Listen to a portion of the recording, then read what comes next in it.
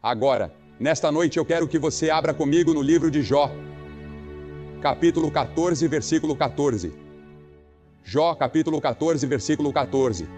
Agora, Jó está no Antigo Testamento e é o livro mais antigo do mundo.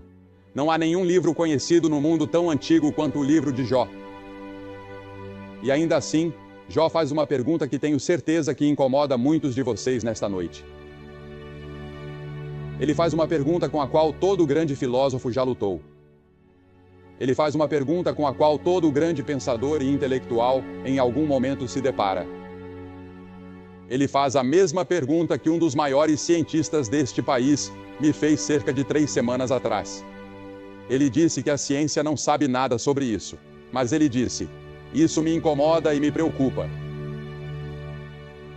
Aqui está a pergunta: se o homem morrer, tornará a viver?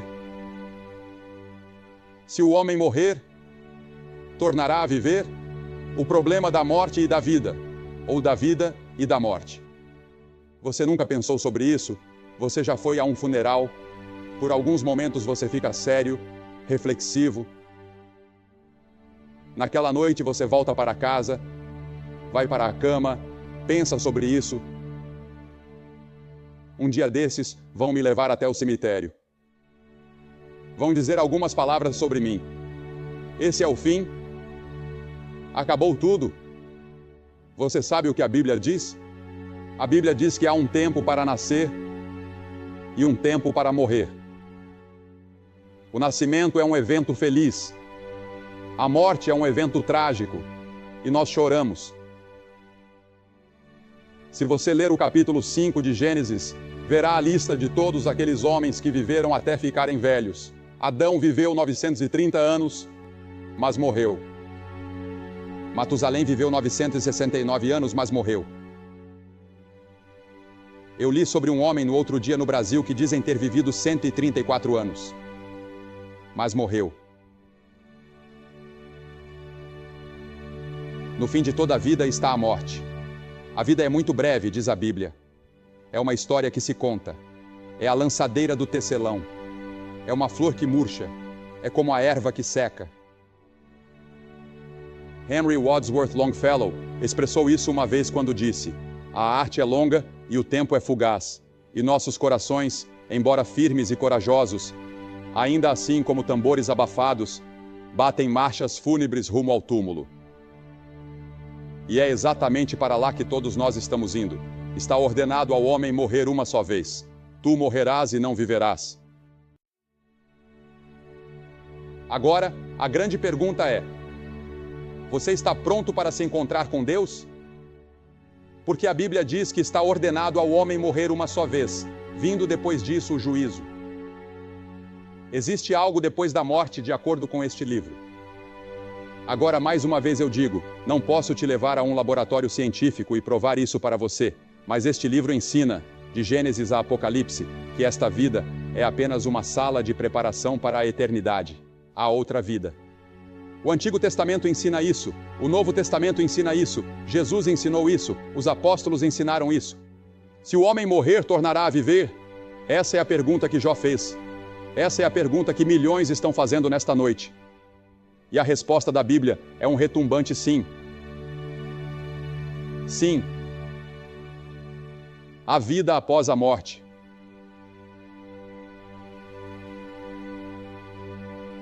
Se o homem morrer, tornará a viver?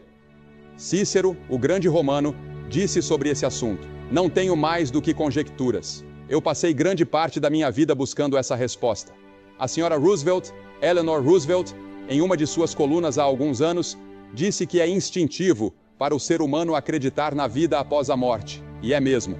Você nunca encontra uma tribo em qualquer lugar do mundo, nunca encontra uma cultura, nunca encontra uma civilização em toda a história que não acreditasse em alguma forma de vida após a morte.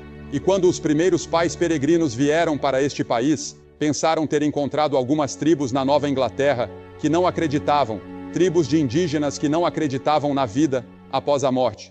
Mas logo descobriram, ao se comunicarem com eles, que acreditavam no campo de caça feliz.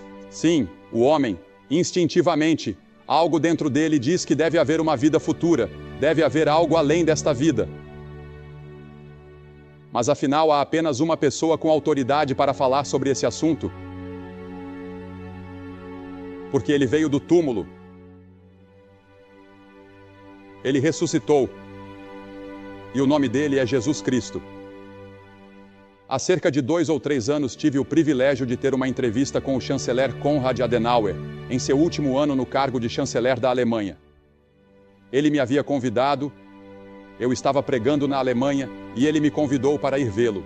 E eu não sabia por quê. Fiquei bastante surpreso e, é claro, lisonjeado com o convite. E eu fui. Ele me recebeu. Um homem grande, alto, um gigante, o homem que praticamente sozinho trouxe a democracia de volta à Alemanha depois da guerra. E eu me perguntava, o que esse grande homem quer de mim? A primeira pergunta que ele me fez foi esta. Ele disse, você acredita na vida após a morte? Eu disse, sim, senhor, acredito.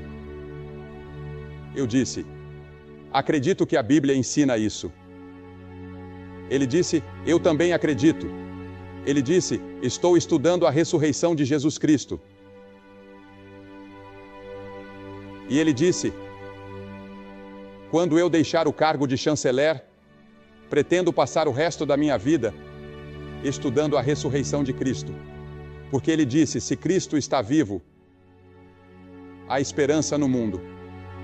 Ele disse, se Cristo não está vivo, não vejo nenhuma esperança de que a civilização possa ser salva. Não é algo impressionante? Sim, Jesus Cristo está vivo.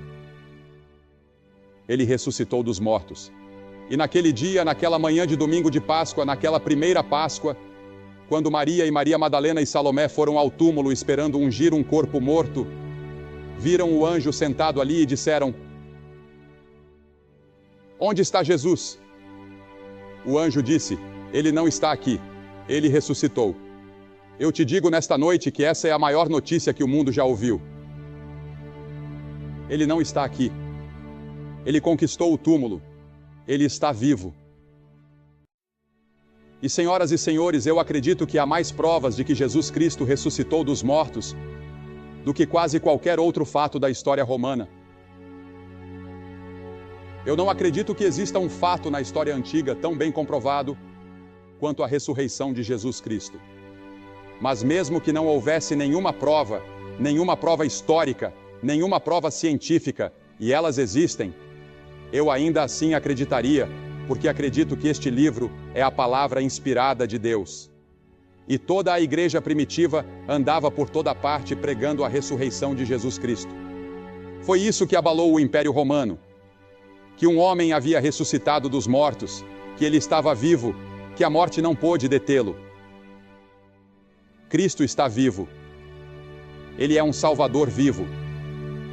E mesmo assim, muitos de seus seguidores e cristãos vivem e agem como se ele estivesse morto. Ele não está morto. Ele está vivo. E a Bíblia diz que, em um determinado momento, com um sinal determinado, ele voltará a esta terra para estabelecer o seu reino. E que reino será esse? Será um mundo em que não haverá lágrimas, nem tristeza, nem morte. Não haverá sofrimento, não haverá guerra, não haverá forças policiais, não haverá exércitos. Será um mundo glorioso governado por uma única pessoa, o Senhor Jesus Cristo. Ele está vivo. Eu entreguei minha vida não a um Cristo morto, mas a um Cristo vivo. E estou seguindo um Salvador vivo. E Ele me deu uma canção para cantar. Ele me deu uma bandeira para seguir. Ele me deu algo em que acreditar. Eu tenho uma razão para existir. Eu sei de onde vim. Eu sei por que estou aqui. Eu sei para onde estou indo. E você?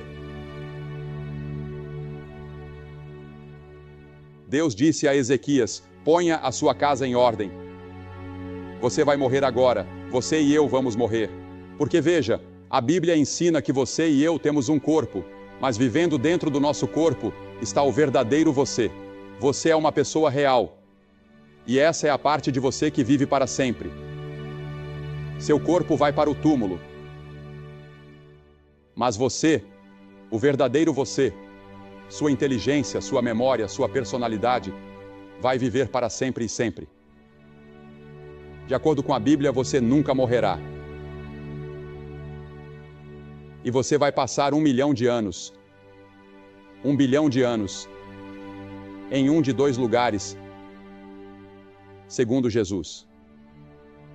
Não segundo Billy Graham, mas segundo Jesus. Jesus falou muito sobre o céu, mas falou 3 vezes mais sobre o inferno do que falou sobre o céu. Os outros escritores da Bíblia não falam muito sobre o inferno, mas Jesus falava sobre ele o tempo todo, no Sermão do Monte. Já ouvi caras dizendo, eu não acredito no inferno, eu vivo pelo Sermão do Monte. Bem, você nunca leu o Sermão do Monte. Jesus falou sobre isso. Agora, o que ele quis dizer com isso? Ele disse, o Filho do Homem enviará os seus anjos, e eles colherão do seu reino tudo o que causa escândalo, e os que praticam a iniquidade, e os lançarão na fornalha de fogo. Ali haverá choro e ranger de dentes. O que ele quis dizer com isso? Mateus 25:41. Então dirá também aos que estiverem à sua esquerda, apartai-vos de mim, malditos, para o fogo eterno preparado para o diabo e seus anjos. O que ele quis dizer com isso? Ele está dizendo que o inferno nunca foi feito para o homem. Ele está dizendo que Deus nunca mandará ninguém para o inferno. Se o homem vai para o inferno, ele vai por sua própria escolha. O inferno foi criado para o diabo e seus anjos, não para o homem. Deus nunca quis que o homem fosse para lá. E Deus fez tudo ao seu alcance para te manter fora de lá. Ele até deu seu filho para morrer naquela cruz para te manter fora de lá. Porque veja, quando Deus te criou, Ele te fez um ser moral livre. Você pode viver o tipo de vida que quiser. Você pode viver uma vida boa, pode viver uma vida má. Você pode quebrar as leis de Deus, pode obedecê-las. Você pode sacudir o punho na face de Deus e não há nada que Deus possa fazer. Porque ao te criar, Ele te deu o dom da livre escolha. Você não é um robô em que se aperta um botão e você obedece. Você tem o direito de resistir a Deus, de rejeitar a Deus. Mas a Bíblia diz que apesar da nossa rebelião e rejeição, Deus te ama. Ele te ama tanto que deu seu Filho para morrer pelos teus pecados. E quando Cristo morreu naquela cruz, nós não entendemos tudo o que aconteceu ali, mas sabemos uma coisa, que Ele tomou o inferno e o juízo que você e eu merecíamos. Por causa dos nossos pecados, Ele os levou naquela cruz. E é por isso que aquela expressão terrível saiu de seus lábios. Deus meu, por que me desamparaste? Porque veja, o verdadeiro significado do inferno é a separação de Deus. E naquele momento terrível, uma sombra passou entre Deus Pai e Deus Filho. Pela primeira vez desde que a eternidade começou, Cristo estava morrendo por você. E Ele sofreu as angústias do inferno. Ele se tornou culpado de mentira. Ele se tornou culpado de calúnia. Ele se tornou culpado de inveja. Ele se tornou culpado dos pecados mais sujos e imundos. E quando esses pecados entraram em sua alma, os seus pecados e os meus pecados entraram em sua alma, Deus não pôde olhar. Porque Deus não pode olhar para a iniquidade. Deus é tão santo. Cristo tomou o inferno que você e eu merecíamos naquela cruz. Agora Deus diz, receba-o, creia nele, coloque sua confiança e fé nele, e eu perdoarei seus pecados, e eu te garantirei a eternidade em um lugar chamado céu. Está tudo disponível para você e é tudo gratuito. Tudo o que você precisa fazer é receber. Que oferta Ele te faz nesta noite? Vida eterna. Agora, a vida eterna não começa no momento em que você morre. Quando você morre como cristão, a vida eterna não começa ali. A vida eterna começa no momento em que você recebe Cristo. Agora, muitos de vocês aqui na Carolina do Sul e na Carolina do Norte e por todo o país foram criados em lares cristãos ou frequentam uma igreja, vivem uma vida razoavelmente decente e meio que vivem do reflexo da religião dos seus pais. Mas você nunca realmente recebeu Cristo por si mesmo. Você nunca realmente confiou nele por si mesmo. Você não o conhece de verdade. Você não tem certeza se está realmente pronto para se encontrar com Deus.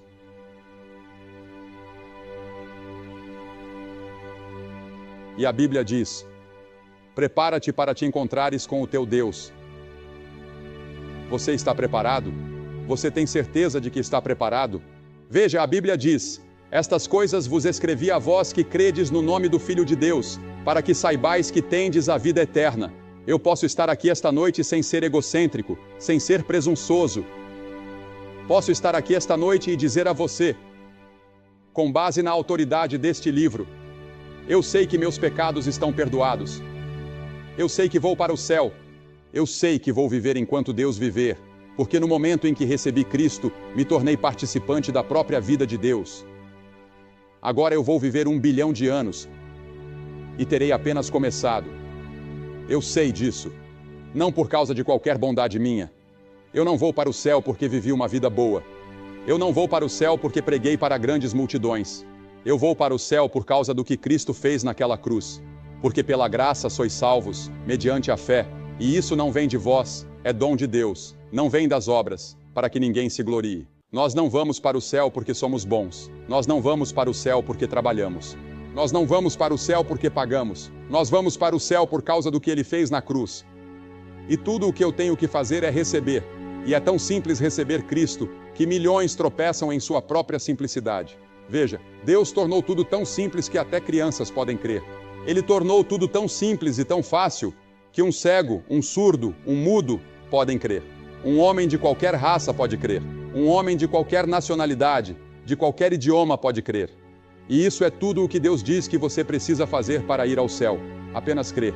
Agora, essa palavra crer é um pouco mais profunda do que talvez você pense. Ela significa compromisso, significa entrega, significa que eu entrego tudo o que tenho a Jesus Cristo e confio somente nele para o meu perdão e a minha salvação. Significa que no momento em que você o recebe, seu nome é escrito no livro da vida. O seu nome está no livro da vida? Você tem certeza de que vai para o céu? Você está preparado para se encontrar com Deus? Se houver a menor dúvida no seu coração esta noite de que você está preparado para se encontrar com Deus, não ouse sair daqui sem resolver isso. Por quê? Porque você pode nunca mais ter outra hora ou outro momento como este. Você não pode vir a Cristo quando quiser. A Bíblia diz: aquele que endurece o coração, sendo muitas vezes repreendido, será quebrantado de repente, sem que haja cura. Milhares de pessoas oraram por esta cruzada. O Espírito de Deus trouxe você aqui. Centenas de pessoas já vieram a Cristo nesta cruzada. O caminho está preparado. O seu coração está preparado. O Espírito de Deus está falando nesta noite. Esta é a hora. Este é o momento. E talvez você nunca mais tenha um momento como este novamente. Eu vou pedir que você entregue sua vida a Cristo, para ter certeza de que o seu nome está escrito no livro da vida, para ter certeza de que você vai para o céu e para receber esta noite a vida eterna. E aqui está como vamos fazer isso. Eu vou pedir que você se levante do seu lugar agora. Centenas de vocês, levantem-se agora e venham aqui à frente deste palco, em pé, silenciosamente e com reverência. Eu vou pedir que ninguém deixe o culto. Por favor, levante-se do seu lugar. Homens, mulheres, jovens, você pode ser membro de uma igreja, pode ser um diácono, pode cantar no coral. Levante-se e venha aqui para frente. E depois que estiverem aqui, eu vou dizer uma palavra a vocês, fazer uma oração, entregar um material e você poderá voltar e se reunir com seus amigos. É só isso. Mas é muito importante que você venha e faça essa declaração pública. Jesus disse: se você não estiver disposto a me reconhecer diante dos homens, eu também não o reconhecerei diante do meu Pai que está no céu. Levante-se e venha agora. Há algo em vir à frente que sela a decisão no seu coração. Levante-se e venha depressa. E eu vou pedir que todos estejam em oração. Inclinem suas cabeças e orem. Orem pela pessoa à sua direita, à sua esquerda, atrás de você, na sua frente. Talvez ninguém jamais tenha orado para que essa pessoa viesse a Cristo. Muitas pessoas já estão a caminho. Levante-se, junte-se a elas e venha. Que hora e que momento maravilhoso para você vir a Cristo. Nós vamos esperar enquanto você vem.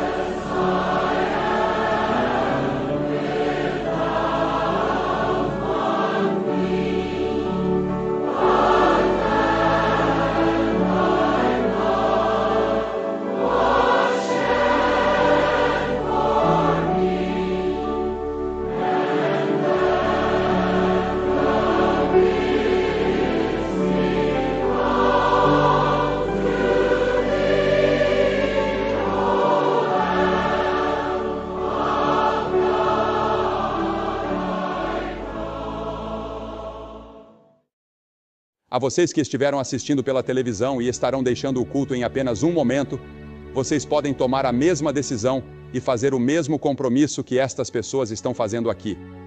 E o mesmo Cristo que entrará no coração delas e lhes dará certeza fará o mesmo por você. Talvez você esteja sentado em um bar em algum lugar, talvez esteja na sua sala de estar em casa, ou talvez esteja na casa de um amigo, talvez esteja em algum lugar incomum que eu nem consiga imaginar neste momento, e você precisa de Cristo, você precisa de Deus em sua vida. Você pode recebê-lo agora mesmo e ele pode realizar uma transformação tremenda. E então vá à igreja no domingo, converse com um pastor, conte a ele sobre a decisão que você tomou e comece a trabalhar para Cristo e viver nessa nova dimensão de vida, a dimensão espiritual. Boa noite e que Deus abençoe você.